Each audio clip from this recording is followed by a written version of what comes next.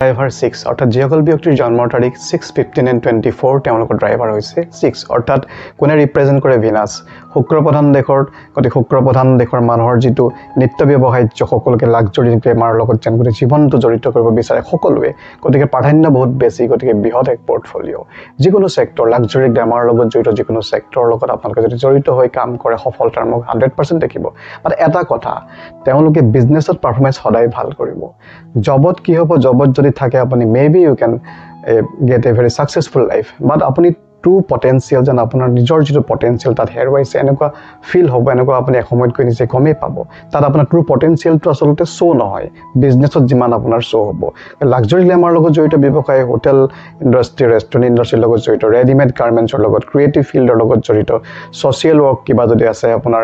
travel tour travels আপোনাৰ গতিকে কৈ শেষ কৰিব নোৱাৰা এটা ডাঙৰ পৰ্টফলিও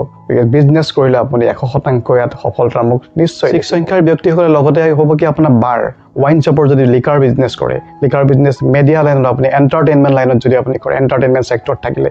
বিভিন্ন বৃহৎ পৰ্টফলিও যদি সাঙুৰি লয় গতিকে মই কোৱা সেক্টৰখিনি যাতে